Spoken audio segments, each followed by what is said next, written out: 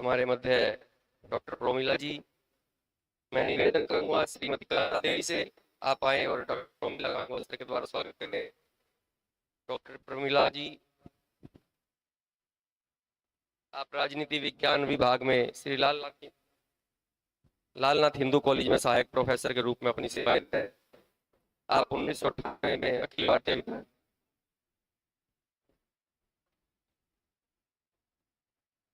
मेरा निवेदन विमला कौशिक जी से आप आए और अंग वस्त्र के द्वारा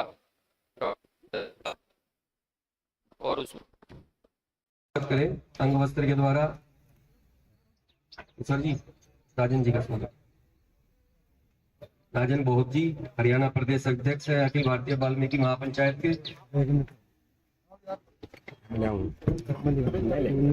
उसके पश्चात कुमारी प्राची द्वारा अपनी प्रस्तुति और उसके बाद हम पूज्य महाराज जी के आशीर्वचन से खुद को गौरवान्वित महसूस करेंगे। कुमारी प्राची।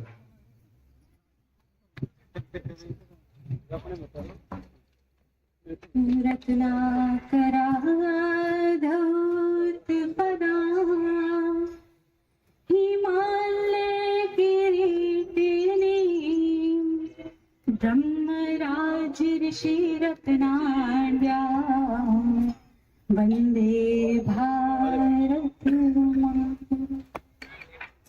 अयं निजः परो वेति गणना लघु चेत्सा उदार चरितानां तु वसुधैव कुटुम्बकम्। मां शारदे के चरणों में नमः। मंच पर आसीन सभी संतजन, सभी आदरणीय अतिथियों को मेरा प्रणाम, सभी श्रोतागण को मेरा प्रणाम, मेरा नमस्कार। मैं प्राची वत्स महाराणा प्रताप उद्यान विश्वविद्यालय की प्रथम वर्ष की छात्रा हूँ और आइए आज आप सभी के समक्ष एक छोटी सी प्रस्तुति में पंक्तियां समर्पित करती हूँ। सुने। धन द्रव्य संपदा तो नहीं मांग रही हूँ, धन द्रव्य संपदा तो नहीं मांग रही हूँ, जो मांग रही हूँ वो सही मांग रही हूँ, जो मांग रही हूँ वो सही मांग रही हूँ। कविता की पंक्ति पंक्ति राष्ट्र जागरण बने, कविता की पंक्ति पंक्ति राष्ट्र जागरण बने। आशीष आप सबसे यही मांग रही हूँ, आशीष आप सबसे यही मांग रही हूँ। मिटा कर के हर एक व्यवधान मेरे शब्द बोलेंगे, मिटा कर के हर एक व्यवधान मेरे शब्द बोलेंगे। कहाँ कब किस तरह दिनमान मेरे शब्द बोलेंगे। ये नश्वर तत्व तन के वास्ते चाहे चला जाए, मैं बेटी हूँ मेरी पहचान मेरे शब्द बोलेंगे, मैं बेटी हूँ मेरी पहचान मेरे शब्द बोलेंगे। मैं पंक्तियां समर्पित करती हूँ। सुने।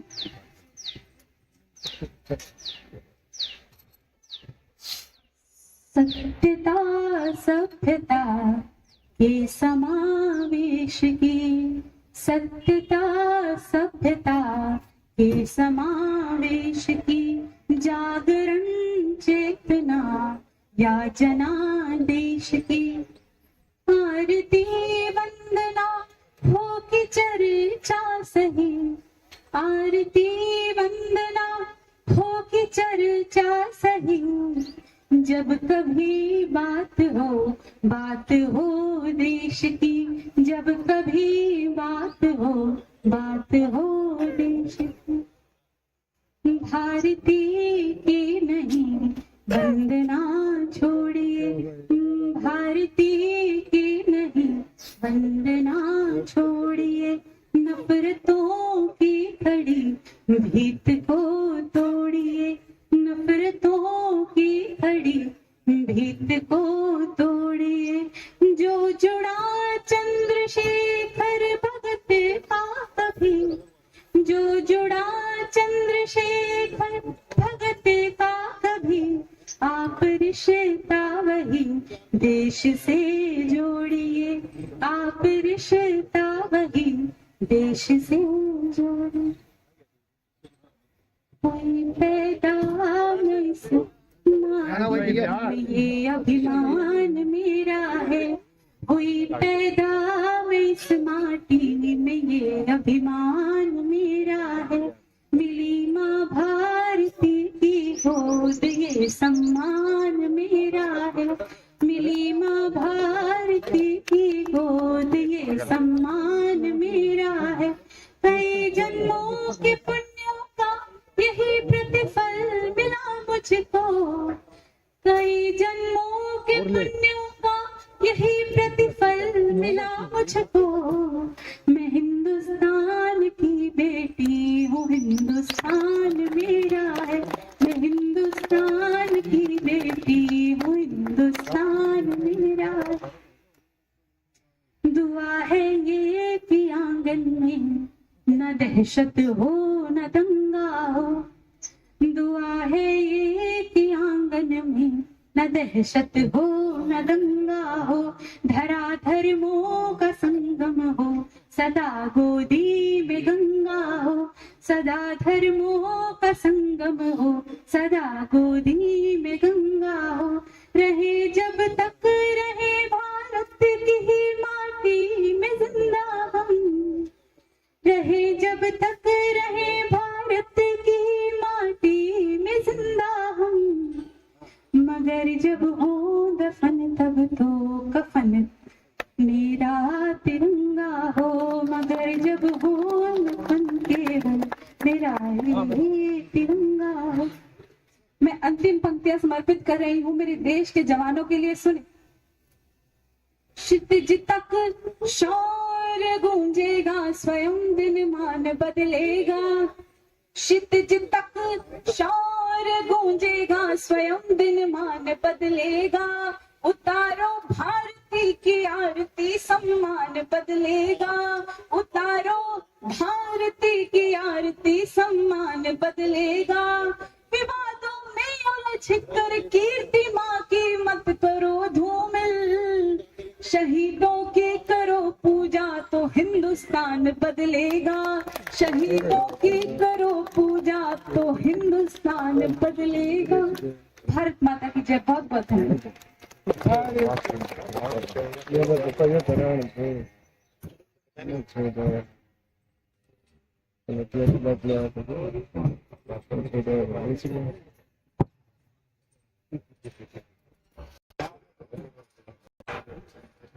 अंतिम छंद जो इन्होंने बोला कि देश का सैनिक कैसा है, मैं 2 लाइन उस पर बोलूंगा कि कौन है हमारे देश का सैनिक। क्षितिज के व्यास सी लगती तुम्हारे भाल की रेखा। धनुष बाहे गठिला तन प्रभावी चाल की रेखा। नयन ब्रह्मांड सा चंचल अगर है शीत हिम जैसे। मुदित मुखरित तुम्हारा मुख बदल दे काल की रेखा। और अब मेरा निवेदन आदरणीय स्वामी विश्वेश्वरानंद गिरी जी महाराज से कि अपने आशीर्वचनों के द्वारा हमें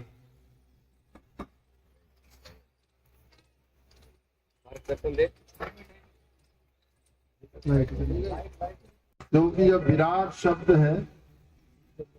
आप कहेंगे महाराज संख्या इतनी है, लेकिन ये सम्मेलन यहाँ ही नहीं चल रहे, हरियाणा में ही नहीं चल रहे, संपूर्ण भारत में ऐसे हिंदू सम्मेलन चल रहे।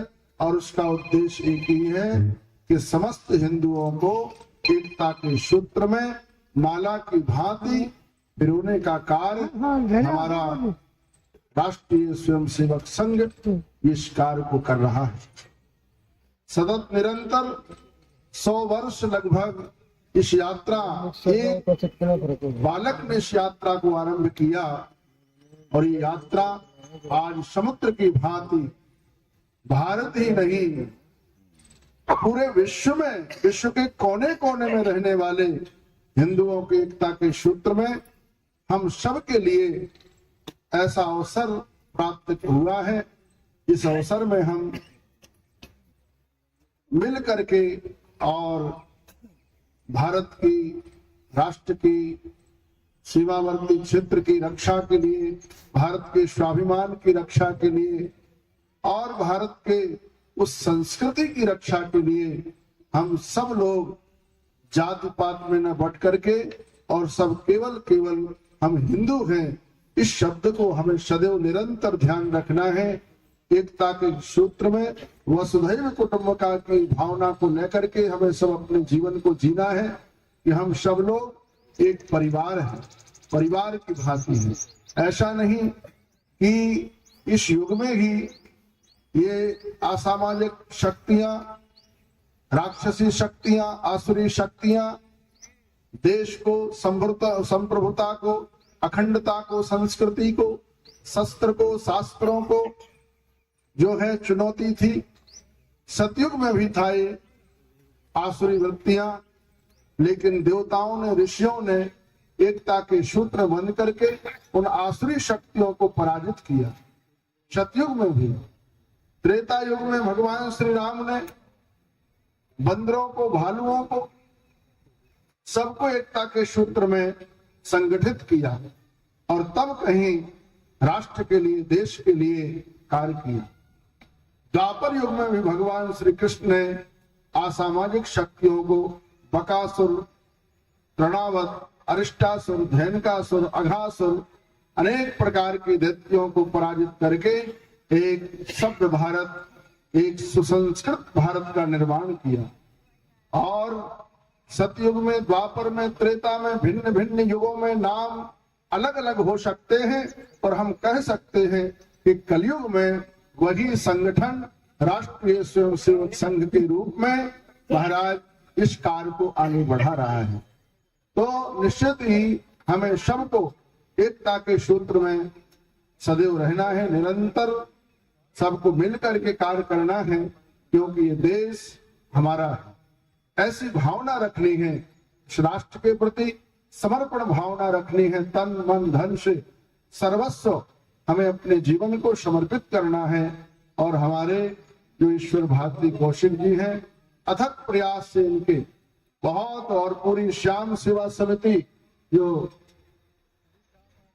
आयोजक समिति, तो निश्चित ही आपका प्रयास, आपका प्रयत्न सफल होगा और ये देश, राष्ट्र हमारा समर्थवान, क्योंकि ये जो समर्थ शब्द लिखा है गीता में भी लिखा है।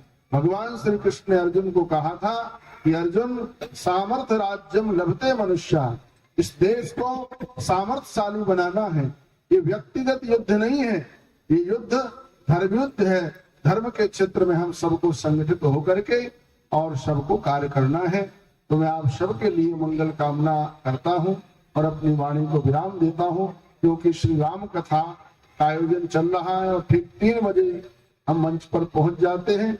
लेकिन राष्ट्र के लिए, देश के लिए शायद थोड़ी सी आधा घंटा कथा रुक जाएगी। तो मुझे लगता है ये महत्वपूर्ण कार्य है, इस कार्य के लिए तो हमें समय निकालना ही होगा सबके लिए।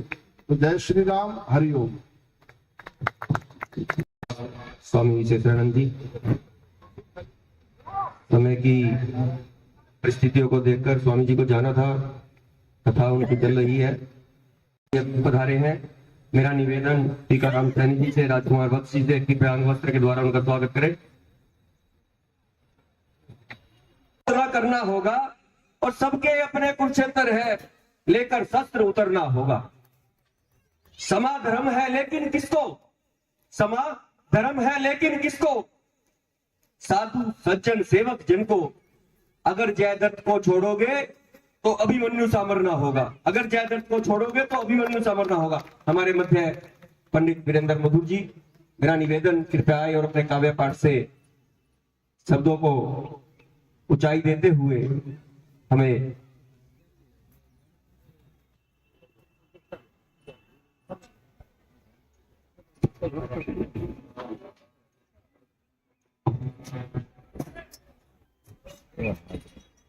आज के इस पवित्र मंच को प्रणाम करता हूं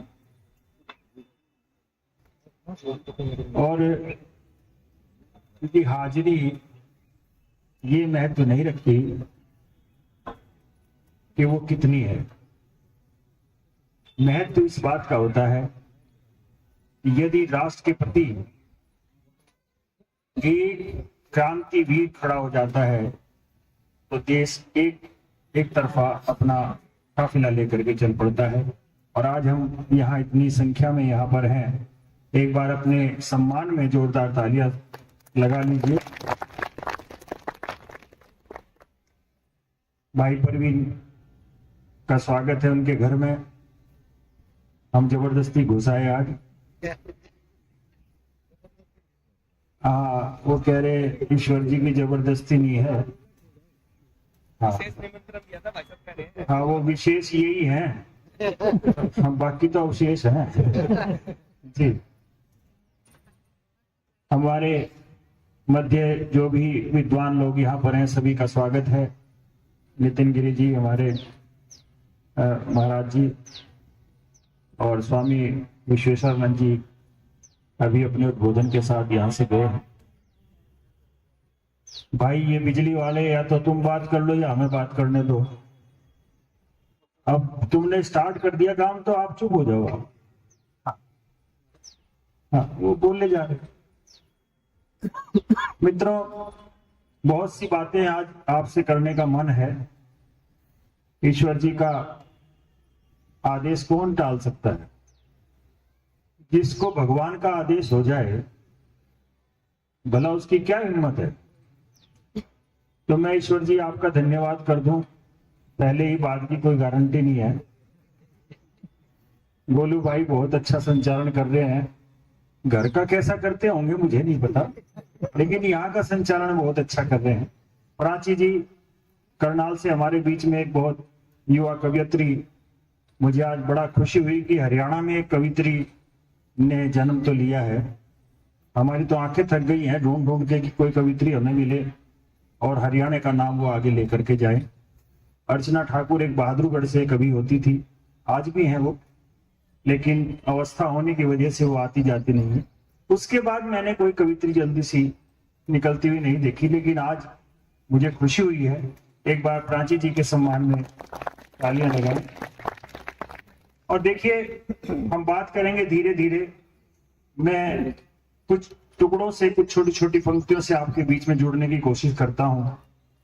डॉक्टर ने एक मरीज को भर्ती कर लिया और मरीज को भर्ती करने के बाद उन्होंने इतने सारे एक लिस्ट बना दी, बहुत लंबी लिस्ट बना दी कि भाई पहले ये इतने टेस्ट कराओ इनके। तो उसमें नर्स अपना इंजेक्शन लेके आई, एक्सरे वाले अपना एक्सरे की प्लेट व्लेट सुधारने लगे। बाद में वो सारे टेस्ट लेकर के डॉक्टर के पास आए और डॉक्टर से बोले, डॉक्टर साहब सारी रिपोर्ट आ गई है। कहने लगे तो फिर अब कमी किस बात की है? कहने लगे जी कमी इस बात की है कि आप दवाई लिख दो। कहने लगे जब बीमारी नहीं है तो दवाई किस बात की लिख दूं? तो कई बार आदमी वहम में डॉक्टर के पास चले जाते हैं। तो अपने को स्वस्थ रखें, आनंदमय रखें, और होली का उत्सव है और जरा खुल करके अपने हाथ रख लें। कोई माथे पे या अपनी बगल में अगर कुछ है तो कोहनी मारने की कोशिश ना करे। तो मैं पंक्तियों से जुड़ रहा हूं। हमारे संगीतज्ञ, हमारे ये विद्यालय से यहाँ बच्चे आए हुए हैं, अपनी प्रस्तुति भी देंगे ये, और इनका स्वागत है मंच से। बहुत बहुत धन्यवाद आपका कि आप पधारे हो। हाँ, बैठ जाइए। एक बार इनको भी सम्मान में एक बार ताली लगाएंगे। देखिए इतना इनको बच्चों को हम समय समय पे, ये बहन जी आप आगे आ जाओ, पीछे क्यों बैठी हो? धूप तो सबको लग रही है, आगे आ जाओ, आ जाओ, आ जाओ। ऐसा लग रहा है कि कोई संधि विच्छेद सी होगी और आप परिवार से थोड़े से अलग से हो गए। आ जाओ, परिवार तो वैसे ही टूट रहे हैं और क्यों तोड़ रहे हो? आ जाओ। हम तो जोड़ने की कोशिश कर रहे हैं हिंदू समाज की तरफ से, और आप इसको गैप कर रहे हो उसके बीच में। आ जाइए, आ जाइए। बहुत अच्छे हैं आप सभी, बहुत अच्छे हैं सभी, हमारे बड़े बुजुर्ग आदरणीय सभी हैं। आ जाइए, आ जाइए, दौड़ के आइए। हाँ, जैसे सुबह सुबह आप पार्क में घूमते हैं उस स्पीड से आइए। एक बार महिलाओं के सम्मान में भी हम ताली लगाएंगे। मित्रों, मैं 2-4 पंक्तियां आज के माहौल पर दे रहा हूं और मैं धीरे धीरे अपने गीत के ऊपर आऊंगा। मुझे ईश्वर जी बता देना मुझे कितनी देर रुकना है, क्योंकि शुरू होने पे ये नहीं पता लगेगा कि चंडीगढ़ कहाँ गया है और शिमला कहाँ गया। जी, आज के माहौल पे 4 पंक्तियां देखिए। मैं होली पे भी आऊंगा, होली की बात करूंगा आपसे। आप होली का आनंद लें, होली का उत्सव है तो उसकी भी बात करूंगा मैं आपके बीच में। हाँ जी, आदेश है मंच का। 4 पंक्तियां आप देखें। सेनानियों की याद उजाले का नाम है, सेनानियों की याद उजाले का नाम है, सेनानियों की याद उजाले का नाम है। उन क्रांतिकारियों को राष्ट्र का प्रणाम है, उन क्रांतिकारियों को राष्ट्र का प्रणाम है। जिनकी शहादतों में खुली सांस ले रहे, जिनकी शहादतों से खुली सांस ले रहे, उनके चरण की धूलि में हम सबका धाम है, उनके चरण की धूलि में हम सबका धाम है। सेनानी। और एक देखिए, बहुत से देश आज हमें ताकत ऐसी है, बाहर की ताकत ऐसी है, बल्कि अंदर की भी ताकत कुछ ऐसी है जो हमें डराना चाहती है, धमकाना चाहती है। मैं आऊंगा, प्यार मोहब्बत पे भी आऊंगा सारी बात करके, क्योंकि हम हिंदू राष्ट्र को बनाने की कोशिश कर रहे हैं। तो हमारे अंदर ऐसी ऊर्जा होनी चाहिए, सभी हमारे बड़े बुजुर्ग भी यहाँ बैठे हैं, कि जैसे शिलाजीत खा के बैठे हों सारे के सारे, तो थोड़ा मजबूत रहना चाहिए हमें जी। कि झुकते नहीं, डरते नहीं, चलने की बात है, झुकते नहीं, डरते नहीं, चलने की बात है, झुकते नहीं, डरते नहीं, चलने की बात है। आजाद हिंदुस्तान के बढ़ने की बात है, आजाद हिंदुस्तान के बढ़ने की बात है।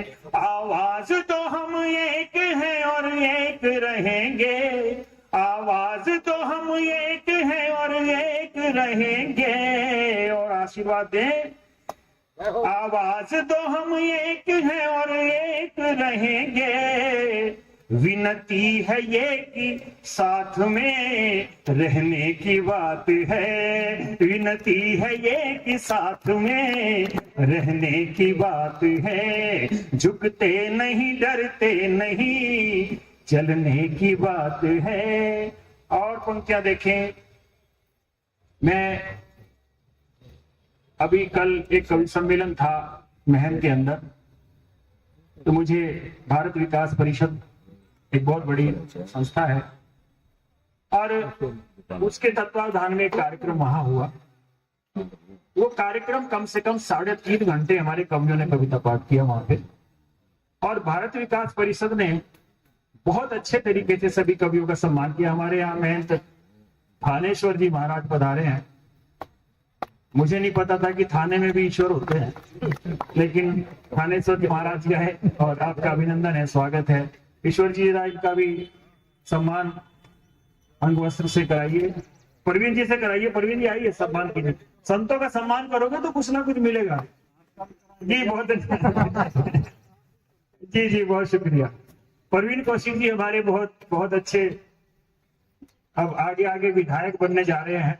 हमारी शुभकामनाएं हैं कि वो जल्दी विधायक बने यहाँ से, और ये जो देश की और समस्याएं हैं, हमारे शहर की, नगर की जो समस्याएं हैं, उन पे थोड़ा सा प्रकाश डालेंगे। प्रवीण कौशिक जी बहुत अच्छे आदमी है जी, बहुत अच्छे नेता होंगे, इसकी गारंटी नहीं है, ऐसे नहीं है। प्रवीण जी जी, हो गया सर, हो गया, हो गया। ले आओ, अच्छा ले आओ। लाई हुई चीज वापस नहीं करते, खास तौर से कभी लोग तो कभी नहीं करते।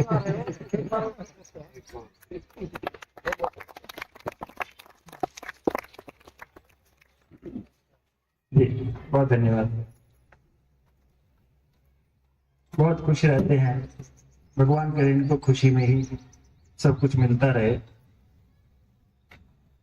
देखिए, एक मैं एक विरोधाभास है। बोलू भाई आप पहली बार ऐसी रचना सुनेंगे, और मैं ऐसी रचना बोला नहीं करता, लेकिन हिंदू राष्ट्र का एक मंच है, हम हिंदू राष्ट्र चाहते हैं देश को, लेकिन कुछ हमारे भीतर की कुछ कमियां हैं, तो मैं उन कमियों को ढूंढने की कोशिश करता हूं और बात करता हूं अपने बात।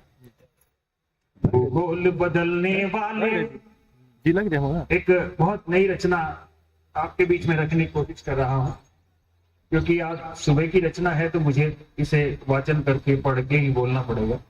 सुने आप।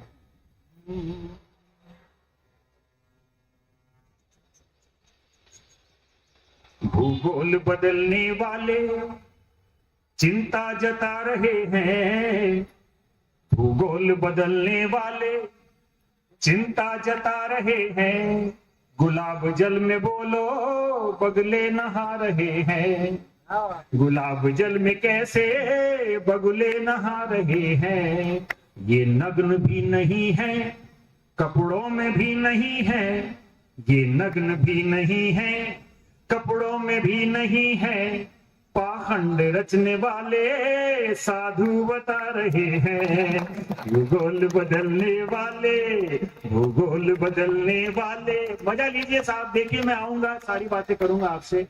और भूगोल बदल के जी, ये बदलते बदलते हम कहाँ पहुंच जाते हैं कुछ पता नहीं। एक तो ये फोन की समस्या आजकल ऐसी हो रही है, ये दबाते कुछ हो जाता कुछ है। भूगोल बदलने वाले चिंता जता रहे हैं, गुलाब जल में बगुले कैसे नहा रहे हैं, ये नग्न भी नहीं है कपड़ों में भी नहीं है, ये नग्न भी नहीं है कपड़ों में भी नहीं है, पाखंड रचने वाले साधु बता रहे हैं। और मैं जिस बात के लिए आपके बीच में, स्वर्ण जयंती हमारे देश में, पूरे देश में ईश्वर जी आपकी दुआओं से स्वर्ण जयंती का एक पीरियड आया था, एक समय आया था, और उन दिनों मैंने एक रचना लिखी थी। ये रचना में इसलिए कहने की कोशिश कर रहा हूं कि ये जो हिंदू सम्मेलन हमारा आज हो रहा है, हमें जैसे गन्ने को छील करके और उसको ग्लोरी बनाई जाती है, उसमें से फिर रस निकाला जाता है, तो ये रचनाएं कुछ ऐसे ही समाज को छीलने का प्रयास करती हैं। मैं उस रचना को आपके बीच में रख रहा हूं, देखें आप। फिर स्वर्ण जयंती मना चुके, फिर स्वर्ण जयंती मना चुके हम तो हिंदुस्तान की, स्वर्ण जयंती मना चुके। कमल जी बैठे हमारे बीच में, स्वागत है। कि स्वर्ण जयंती मना चुके हम तो हिंदुस्तान की, लेकिन पूरे चमन की हालत जैसे कब्रिस्तान की, लेकिन पूरे चमन की हालत जैसे कब्रिस्तान की। स्वर्ण जयंती मना चुके, स्वर्ण जयंती मना चुके हम तो हिंदुस्तान की, लेकिन पूरे चमन की हालत जैसे कब्रिस्तान की। भूल गए गांधी का सपना, भूल गए हैं मर्यादा, भूल गए गांधी का सपना, भूल गए हैं मर्यादा। गुंडागर्दी पनप रही है कहीं थोड़ा तो कहीं ज्यादा, चोर बाजारी रिश्वतखोरी लूटपाट और हत्याएं, चोर बाजारी रिश्वतखोरी लूटपाट और हत्याएं। आतंकी हो गया है मौसम, गिरे गगन से उल्काएं। दुष्कर्मों का पर्दा भी धीरे धीरे उठ जाएगा, दुष्कर्मों का पर्दा भी धीरे धीरे उठ जाएगा, जब कोई चंद्रशेखर फिर से धरती पर आएगा, जब कोई चंद्रशेखर धरती पर फिर से आएगा। बस्ती बस्ती इंतजार में, कि बस्ती बस्ती इंतजार में बैठी उस दिन मान की, लेकिन पूरे चमन की हालत जैसे कब्रिस्तान की, लेकिन पूरे चमन की हालत जैसे कब्रिस्तान की।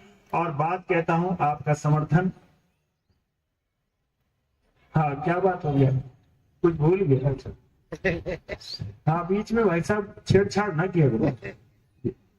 कि स्वर्ण जयंती पूर्ण हो चुकी, अब तो हिंदुस्तान की, लेकिन पूरे चमन की हालत जैसे कब्रिस्तान की। और देखिए यहाँ समाज सेवी बैठे हैं कि मत काटो बेरहमी से हम पीपल नीम तुम्हारे हैं, कि मत काटो बेरहमी से हम पीपल नीम तुम्हारे हैं। गांव गांव और शहर शहर जैसे पानी के धारे हैं, मत काटो बेरहमी से हम पीपल नीम तुम्हारे हैं। गांव गांव और शहर शहर पावन नदियों के धारे हैं। जिन वीरों ने जय घोष किया हम भूल गए उन वीरों को, जिनसे दुश्मन लील दिया हम भूल गए उन तीरों को, भूल गए हम तीरों को। सुबह सुबह कर रोती धरती, कि सुबह सुबह कर रोती धरती वीरों के बलिदान की, लेकिन पूरे चमन की हालत जैसे कब्रिस्तान की। जैसे देखिए आप ताली कम बजा रहे हैं, आप थोड़ी आनंद के साथ मनाएंगे। मैं होली भी सुनाऊंगा आपको, श्रृंगार भी सुनाऊंगा, सारी चीज पे लेकर के आ रहा हूँ धीरे धीरे, लेकिन हम जरा एकत्र तो हो जाए। हमारा हिंदू सम्मेलन है तो थोड़ा हम एकत्र होने की कोशिश करें। कि स्वर्ण जयंती पूर्ण हो चुकी कब तो हिंदुस्तान की, लेकिन पूरे चमन की हालत जैसे कब्रिस्तान की, लेकिन पूरे चमन की हालत जैसे कब्रिस्तान की। मानवता घायल पंछी सा तड़प रही चौराहों पर, मानवता घायल पंछी सा तड़प रही चौराहों पर। पहरेदारी बिठा रहे हम अंधी सभी गुफाओं पर, पहरेदारी बिठा रहे हम अंधी सभी गुफाओं पर।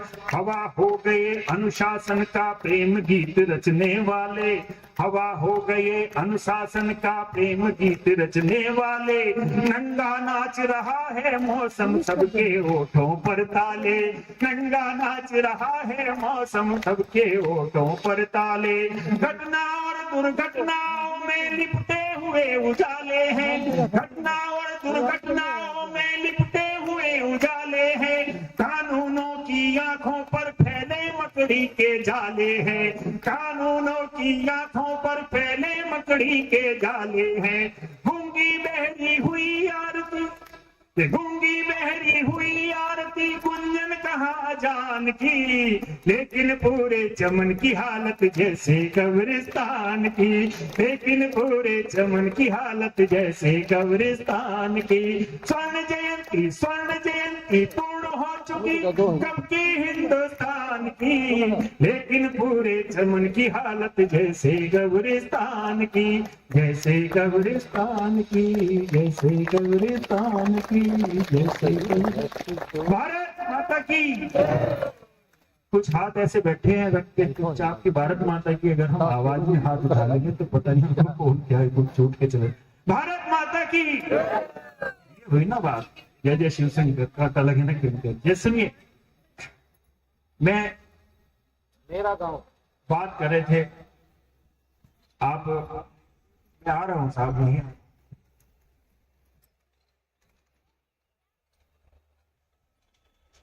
2-3 मैं मुक्तक आपके बीच में बहुत ताजे से रख दूं, जो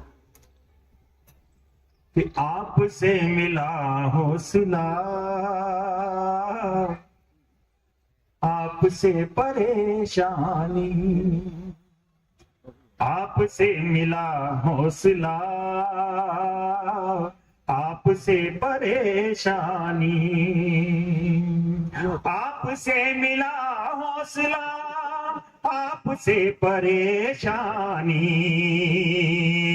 प्यार में नहीं करते यूं किसी से बेईमानी, प्यार में नहीं करते यूं किसी से बेईमानी। नजर क्यों चुराते हो, कहते हो दीवानी हूं मैं, नजर क्यों चुराते हो, कहते हूँ दीवानी हूं मैं। दिल किसी का तोड़िए नहीं, करके अपनी मनमानी, दिल किसी का तोड़िए नहीं, करके अपनी मनमानी। और सुने, कि खुद को जानने के लिए आईना जरूरी है। गोविंद जी, कि खुद को जानने के लिए आईना जरूरी है। खुद को जानने के लिए आईना जरूरी है। आपसी विवादों का मुआयना जरूरी है। आपसी विवादों का मुआयना जरूरी है। और सुनिए कि तुम तो रूठ जाओगे, हम तुम्हें मना लेंगे। होली है भाई साहब, कि तुम तो रूठ जाओगे, हम तुम्हें मना लेंगे। तुम तो रूठ जाओगे, हम तुम्हें मना लेंगे। रूठने मनाने का कायदा जरूरी है। रूठने मनाने का कायदा जरूरी है। कायदा जरूरी है। कायदा जरूरी है। और योगी तो फोन सुनिए, फिर बुलाएंगे क्या? एक ही बार होना तो जो हो गए। सभी के पास समय का अभाव सा देखा। सभी के पास समय का अभाव सा देखा। नहीं किसी का किसी से लगाव सा देखा। और जहां कहीं भी वफाओं की रौनक देखी, वहीं कहीं पे नदी का कटाव सा देखा। वहीं कहीं पे नदी का कटाव सा देखा। बहुत बहुत धन्यवाद। पुनः दोबारा मौका मिलता है तो आपके दर्शन जरूर करेंगे। बहुत बहुत धन्यवाद। ईश्वर जी, हाँ कह रहे वो नीचे आ जाओ। ये भी गुरुत्वाकर्षण का कोई नियम होता होगा कि ऊपर फेंकी हुई चीज नीचे आती है। बहुत धन्यवाद।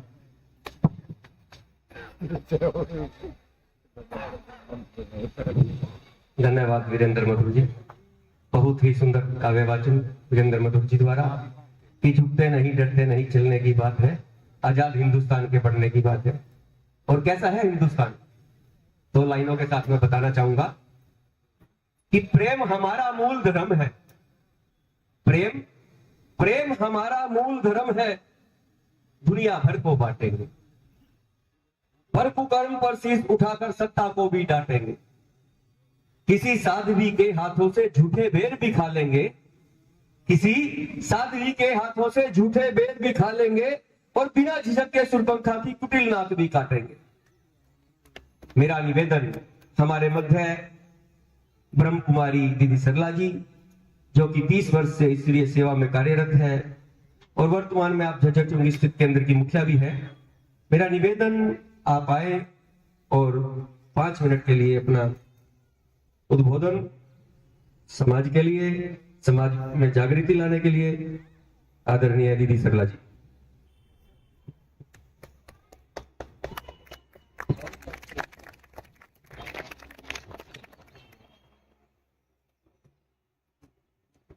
सम्मानीय मंच और सभा में उपस्थित मेरे आत्म स्वरूप बहनों और भाइयों, आज इस सुंदर अवसर पर आने का मौका मिला। आप सबके बीच में, आप सबके सुंदर मुस्कुराते हुए चेहरे और नाम में ही देश का कल्याण छुपा हुआ है। हिंदू राष्ट्रीय धर्म स्व सेवा संघ। जो व्यक्ति स्वयं की सेवा करना सीख जाता है, जो व्यक्ति स्वयं की सेवा करना सीख जाता है, सचमुच में वो दूसरों की भी सेवा करने के लिए तत्पर हो जाता है। आज यही है कि स्वयं को ही जानना बहुत जरूरी है। राष्ट्रीय और धर्म, जब राष्ट्र के साथ धर्म जुड़ जाए, पर धर्म है क्या, धर्म को भी जानना जरूरी है। धर्म किसे कहा जाता है?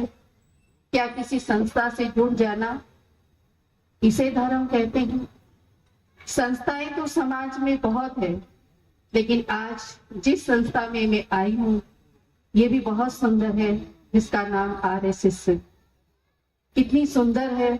जब मुझे ये निमंत्रण मिला तब मैंने देखा कि क्या कहते हैं, कौन सी संस्था है, तब मुझे पता चला ये स्वयं की ही सेवा करने वाली, समाज के अंदर जागृति लाने वाली एक ऐसी सुंदर संस्था है जिसमें समाज जुड़कर स्वयं का भी कल्याण करता है और दूसरों का भी।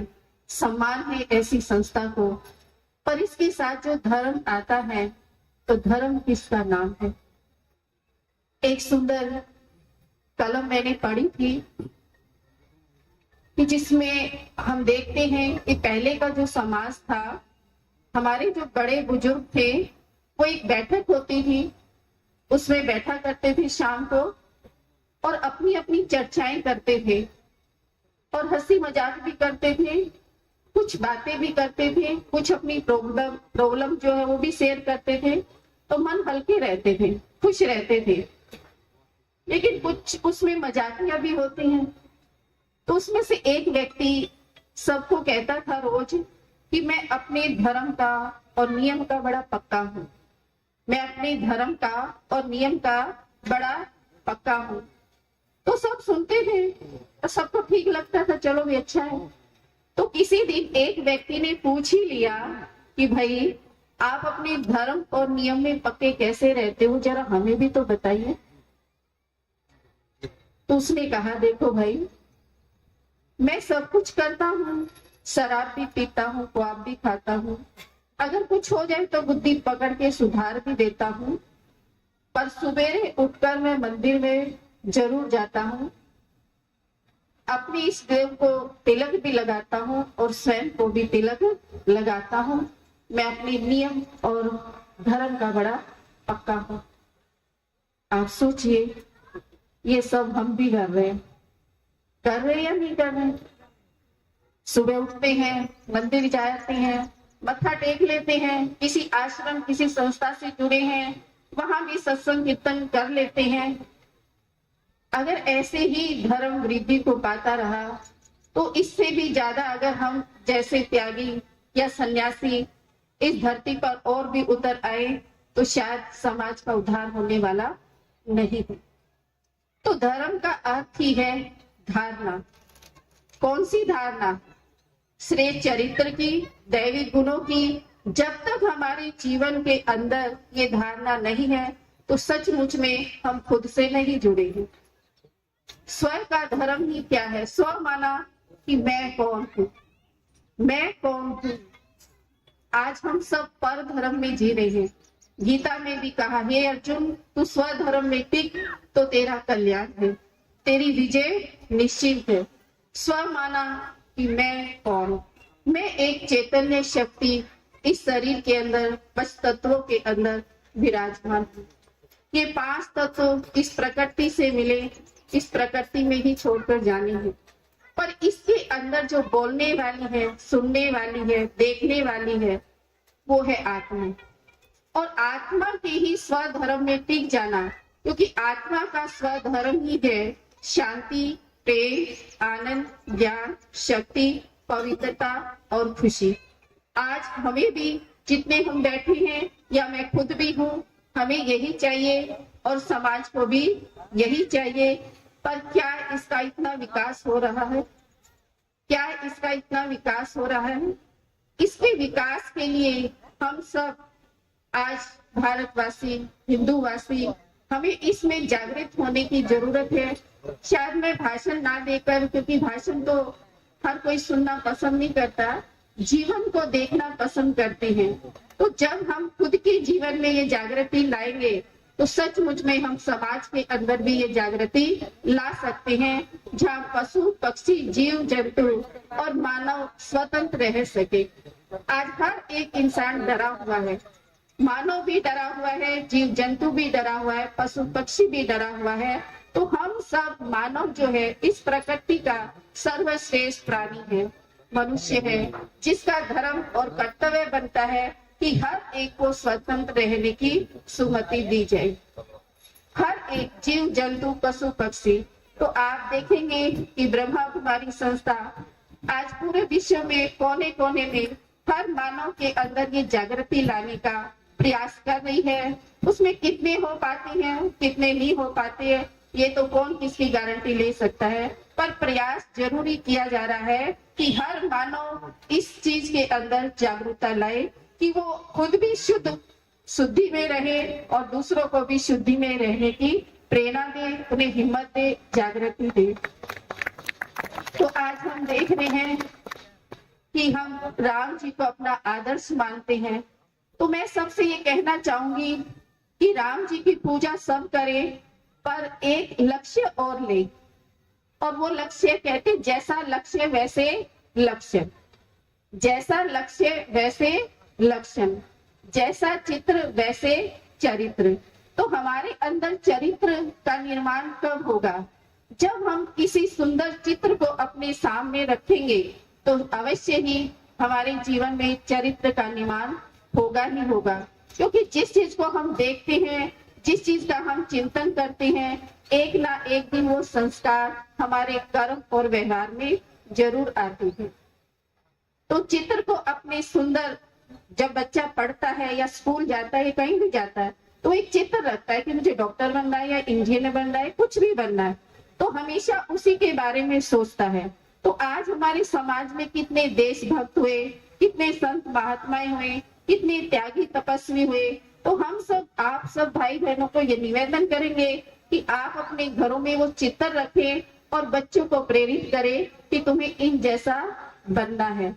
जब उनके बुद्धि में ये संकल्प देंगे तो बच्चे छोटे होते हैं और छोटे बच्चे को जिस मिट्टी में ढाला जाए, जैसे ढाला जाए कच्ची में, वो ढल जाएगा।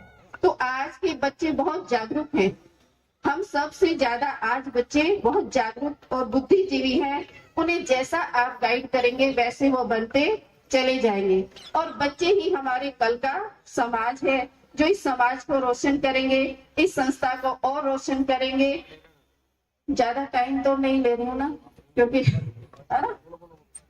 तो आप सबसे ये निवेदन है कि आप अपने आप में एक दृढ़ संकल्प लेंगे कि मुझे किसी न किसी एक आत्मा का उद्धार या उसकी आत्म ज्योति जगानी है। वो कैसे? कहते हैं ना कि राम जी ने भी अपनी ज्योति जगाई, किसको याद करके? शिव को याद करके, है ना। एक राम घटघट लेटा, एक राम दशरथ का बेटा, एक राम जगत पसारा, और एक राम उन सबसे न्यारा। तो वो न्यारा राम जी कौन है? वो है हमारे परम पिता परमात्मा, जिसको हम भोला नाथ कहते हैं, जिसको हम शिव कहते हैं। शिव का अर्थ ही है कल्याणकारी।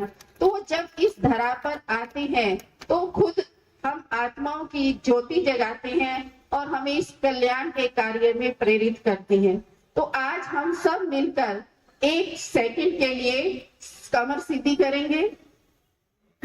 बहुत देर होगी कमर कुर्सी से लगाए हुए, क्योंकि यूथ की, या हम सब यूथ हैं, हम सब इस देश के रक्षक हैं, तो हमारी कमर सीधी होनी चाहिए। क्योंकि जब सीधी होंगे तो, और एक मैं देख रही थी जब मैंने ये पिक्चर देखी इसमें कि आरएसएस की जो सब स्वयं सेवा संघ जो संस्था है, उसमें एक डंडा दिखाया गया सबके हाथ में। तो ये डंडा किस चीज का प्रतीक है? समझते हो डंडा? ये डंडा है हमारे दृढ़ संकल्प का प्रतीक। वो स्थूल डंडा तो किसी को मारेंगे तो दर्द होगा, किसी को पीड़ा होगी और शायद वो मेरा दुश्मन बन जाए, है ना। लेकिन ये जो अच्छाई लाने का, समाज के अंदर परिवर्तन लाने का, चरित्र निर्माण करने का, ये जो दृढ़ संकल्प का डंडा अंदर है ना, अगर ये सदा रहे खड़ा सीधा, तो हम विश्व का बहुत जल्दी कल्याण कर सकते हैं, है ना। क्योंकि ये बहुत जरूरी, और जब सीधा होता है और ऊंचा होता है तो उस पर देश का झंडा लहराया जाता है। जो ये भगवान झंडा है, ये ऐसा ही लहराता रहे, और इसके अंदर जो हवा स्पर्श करके जिस भी आत्मा के पास जाए, उसके जीवन में सुख और शांति आ जाए, उसके मन के अंदर भी जागृति आ जाए कि मुझे स्वयं का भी कल्याण करना है और देश का भी कल्याण करना है। तो तो उसके लिए दृढ़ संकल्प लेंगे, कमर सीधी करें, आंखें बंद कर लें और अपने अपने इष्ट देव को सामने लाएं। चारों तरफ से बुद्धि को समेट लें और स्वयं को देखें, मैं कौन हूं? मैं एक चैतन्य शक्ति, उस परम पिता परमात्मा की सर्वश्रेष्ठ रचना इस धरती पर इस 5 तत्वों के शरीर में अवतरित हुई हूं। मैं आत्मा मन, बुद्धि और संस्कारों की मालिक हूं। मैं आत्मा शांत स्वरूप हूं। शांति ही मुझ आत्मा का स्वधर्म है, मेरा ओरिजिनल गुण है।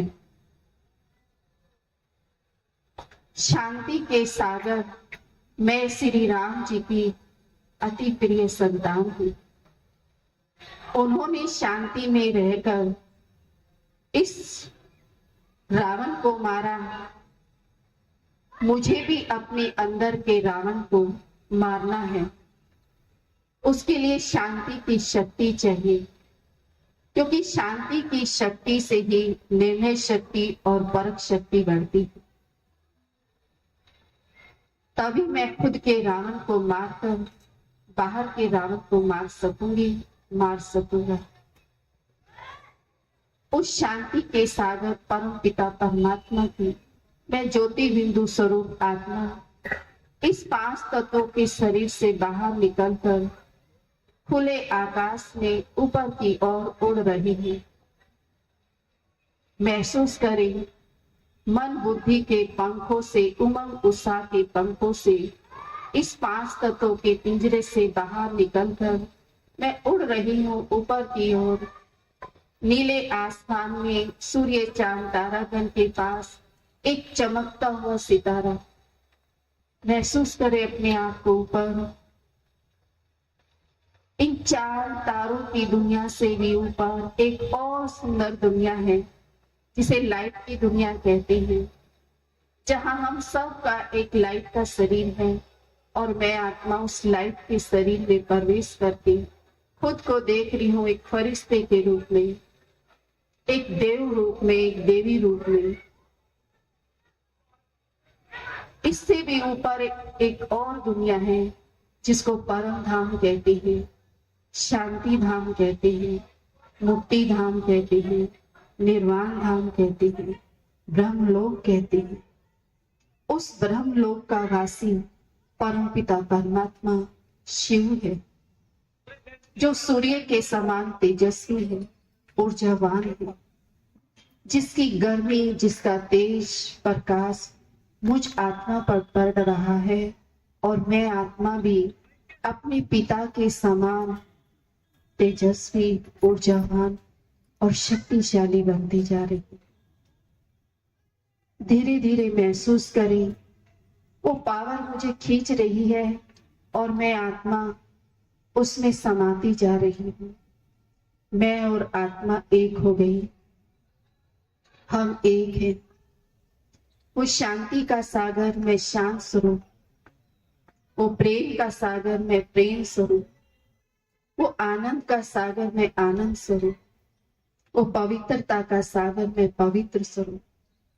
इन सब गुणों और शक्तियों से मैं आत्मा बाप समान बन रही हूँ और मेरी ये आत्मा रूपी बैटरी चार्ज हो रही है, चार्ज हो रही है, चार्ज हो रही है। अब मैं वापिस अपने कर्म क्षेत्र पर श्रेष्ठ कर्म करने के लिए नीचे अवतरित हो रही हूँ, मस्तक के बीच में। मैं फिर से आरएसएस इस स्व सेवा संघ संस्थान को अपनी शुभकामनाएं देती हूँ। ये दिन रात चौगनी उल्टी करते रहे, विकास करे, अपना भी और देश का भी। इन्हीं शब्दों के साथ भारत माता की जय। जय श्री राम, जय श्री राम। ओम शांति, ओम शांति।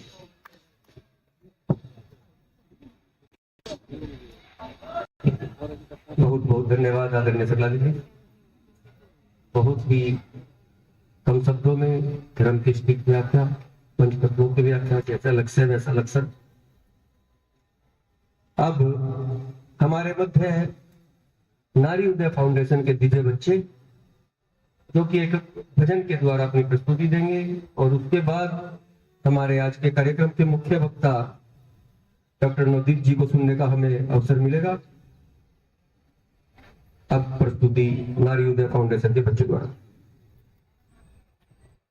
बच्चे शुरू करें अपना। हेलो हेलो, हम नारी उदय के नारी उदय फाउंडेशन कपिल अंका विद्यालय खड़ेपुरा रोहतक हरियाणा के छात्र, हम सभी लोग आप सभी के बीच आए हैं भजन की प्रस्तुति देने। तो अब आप भजन सुनें।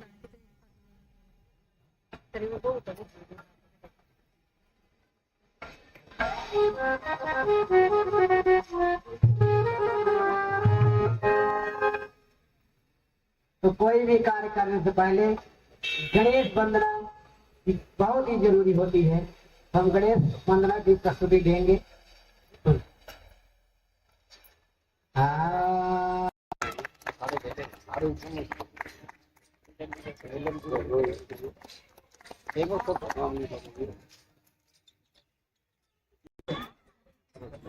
भारत माँ हम सब की आदरणीय मातृशक्ति, उपस्थित सम्मानित मंच एवं समाज कार्य में लगे अनेक वरिष्ठ कार्यकर्ता बंधु, आप सबको सादर नमन है। समय को देखते हुए हम चर्चा पे आते हैं। अभी आप सब लोग यहाँ पे बैठे हैं, एक कार्यक्रम है हिंदू सम्मेलन। हम सब इकट्ठा हुए, एक साथ आए और इसकी एक थीम भी दी गई, संगठित हिंदू समर्थ भारत। संगठित हिंदू समर्थ भारत। तो जब ये विचार आया है, हम सब लोग एक साथ आ रहे हैं, हमारे संगठन से सामर्थ्य बढ़ता है। किसका सामर्थ्य बढ़ता है? भारत भूमि का, भारत माँ का।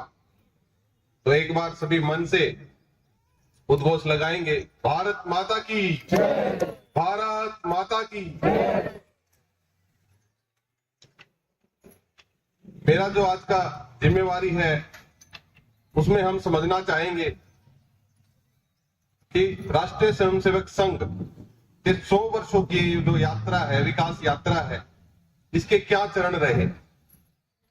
मुझसे पहले सम्मानित मंच ने अनेक विषयों पर अनेक बातों को आप सबके मध्य रखा है। इन्हीं के बीच में एक विषय है राष्ट्रीय स्वयंसेवक संघ। तो जैसा कि नाम से ही स्पष्ट है, राष्ट्र के लिए स्वयं की प्रेरणा से काम करने वाले जनों का समूह, स्वयं की प्रेरणा से राष्ट्र के लिए काम करने वाले लोगों का समूह है। निस्वार्थ भाव से एक ही इच्छा है, एक ही लक्ष्य है, भारत माता की जय हो। भारत माता विश्व के सिंहासन पर विराजमान रहे, अग्रणी रहे, भारत विश्व गुरु बने, यही स्वप्न, यही ध्येय हर एक स्वयंसेवक का है। तो जब हम चर्चा करते हैं, ध्यान आता है कि किसने ये विचार सोचा होगा। आज आरएसएस को 100 वर्ष हो गए, किसी ने विचार रखा होगा, तो उनके जीवन को समझ लें, वो सबसे महत्वपूर्ण है। 1 अप्रैल 1889 को चैत्र शुक्ल प्रतिपदा को बालक केशव का जन्म होता है। बालक केशव का जन्म बलिराम हेडगेवार जी के घर होता है। माता का नाम रेवती बाई। जन्म से ही बालक जन्मजात राष्ट्र भक्त था। लेकिन ये हम सब जानते हैं जो राष्ट्र भक्त होते हैं वो अनेक विपत्तियों का सामना भी करते हैं। तो मात्र 11 वर्ष की आयु में एक ही दिन में माता पिता दोनों का देहावसान हो जाता है। बड़े भाई कोई शिक्षा पार्जन के लिए बाहर गए हैं, कोई अपने व्यायामशाला में लगे हैं, लेकिन छोटे बालक का ध्यान कैसे लगे, मन कैसे लगे, ये भी एक विषय रहा। लेकिन उन्होंने भारत मां को ही ममतामयी मां ही माना था। इसी भाव से वो लगे रहे। वो बार बार ये सोचते थे कि ये अंग्रेज लोग कैसे हम पे राज कर रहे हैं, इनका अधिकार क्या है, कौन सा कानून है जिन्होंने यहाँ पे हम पे राज करने के लिए इनको यहाँ बैठा दिया है। तो जब स्कूल में जाते हैं, चर्चा करते हैं कि ये सब भारत माता की वंदना से चिढ़ते हैं। स्कूल में जब कोई अंग्रेज अधिकारी आता है तो वंदे मातरम का जय घोष करते हैं, और ऐसी योजना बनाई कि सभी कक्षाओं में वंदे मातरम का जय घोष हुआ।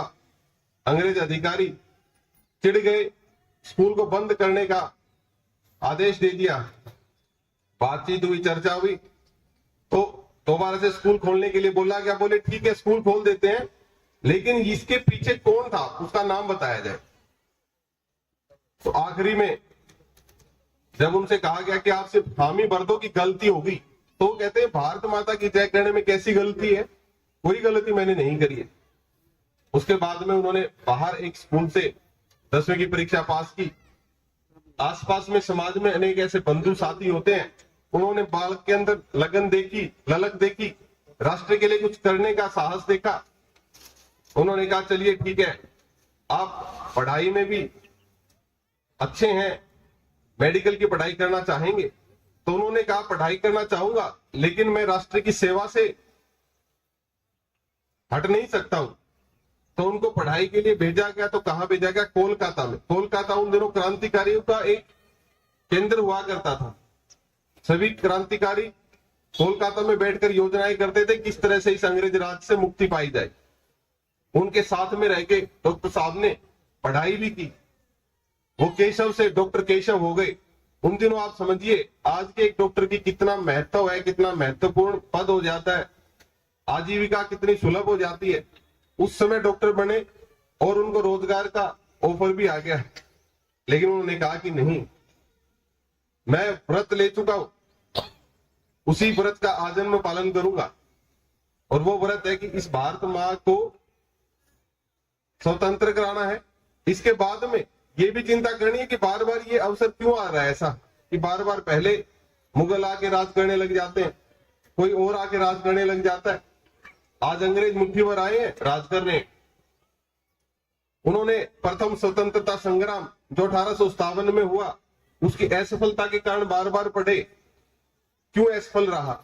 एकजुट नहीं हो पाए, मुट्ठी भर अंग्रेज लोगों ने विफल कर दिया। तो ये सोच के वो विचार करते रहे। एक बार उनके स्कूल में ऐसे ही कोई कार्यक्रम में किसी ने कहा कि महारानी का जन्म दिवस है। कोई भी जो भी ऐसे कार्यक्रम होते थे, अंग्रेज स्कूलों में भी मिठाई बंटवाते थे। उन्होंने कभी स्वीकार की ही नहीं थी। वो मन से राज्य स्वीकार करने वाले नहीं थे, मन से अंग्रेज राज को स्वीकार करने वाले नहीं थे। ऐसा विचार बचपन से ही था। डॉक्टर हो गए, परिवार ने कहा कि अब वैवाहिक जिम्मेवारी लीजिए, परिवार को बढ़ाइए। तो उन्होंने कहा वातावरण तो देखिए, भारत माता गुलामी की जंजीरों में जकड़ी हुई है, किस तरह से मैं अपने जीवन को खुशनुमा बना लूं, कैसे मैं आनंद से जी पाऊंगा।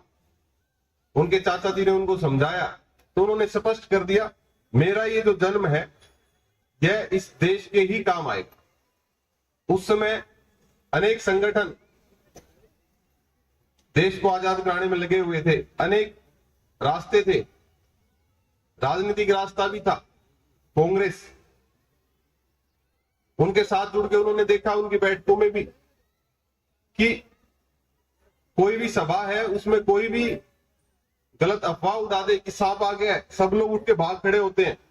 व्यक्तियों में चरित्र की दृढ़ता नहीं है, मजबूती नहीं है, साहस नहीं है। अनेक महानुभावों से उनका संपर्क था, सुभाष चंद्र बोस जी से उनका संपर्क था। उन सबसे भी उनको बात यही निकल के आती थी कि हर एक व्यक्ति में क्रांतिकारी हो जब बात बनती है। पूर्व में भी ऐसा हुआ है, कोई एक बड़े महात्मा हुए, एक बड़े सिद्ध पुरुष हुए, उन्होंने राज को चैलेंज किया, चुनौती दी, जीत ली, लेकिन उस जीत का असर ज्यादा दिन तक नहीं रह पाता है, क्योंकि जो समाज है उस समाज में भारतीयता की भावना, राष्ट्रीयता की भावना, उसकी कमी रहती है। तो ऐसा बार बार सबसे जब भी चर्चा होती थी तो ये निकल के आता था कि